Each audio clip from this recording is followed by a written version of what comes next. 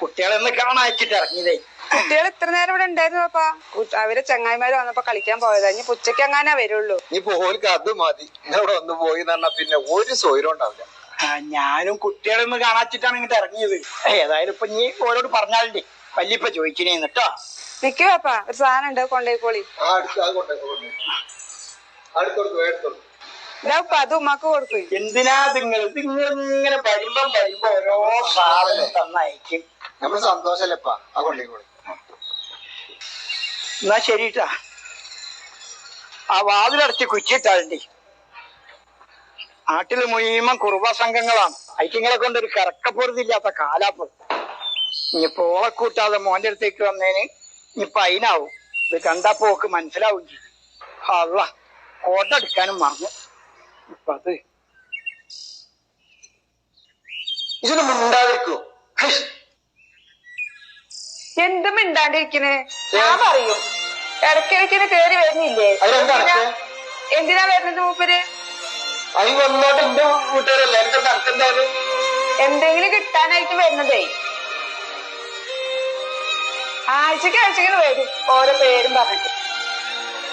എന്നിട്ട് വന്നന്ന് തുടങ്ങിയതാണ്. എന്തെങ്കിലും കാരണം പറഞ്ഞ് ഇങ്ങനെ കേറി വരെ. രണ്ടാളും വരും. ഇന്നിപ്പോ എന്താണ്, തന്ത മാത്രമേ വന്നുള്ളൂ. എന്തേലും കൊടുത്താ രണ്ട് കഴിഞ്ഞിട്ട് വാങ്ങും. വേണ്ടാന്ന് പറയോ? അതുമില്ല. എന്നിട്ട് രാച്ചിരമുത്തലുണ്ട്. കുട്ടികൾ എവിടെയൊരു ചോദ്യം.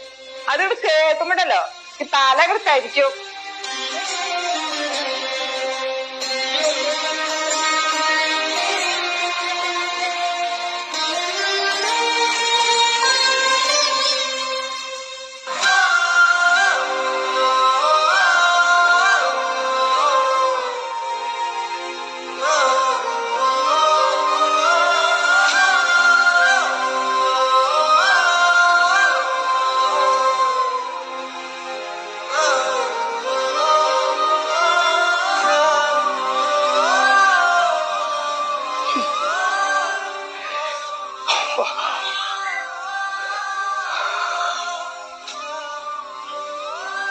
പടത്തേനെ കുഞ്ഞാനല്ലേ?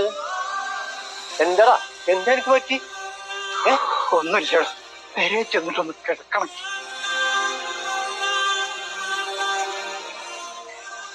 സുന്ന, ജീവിതത്തിൽ നമ്മൾ എന്തെങ്കിലും എവിടെയെങ്കിലും വെച്ച് മറന്നാലും പിന്നെ അത് തിരിച്ചെടുക്കാൻ പോകരുത് സുന്ന. അതൊരു തിരിച്ചറിവാകണം. അതൊരു തിരിച്ചറിവാകണം.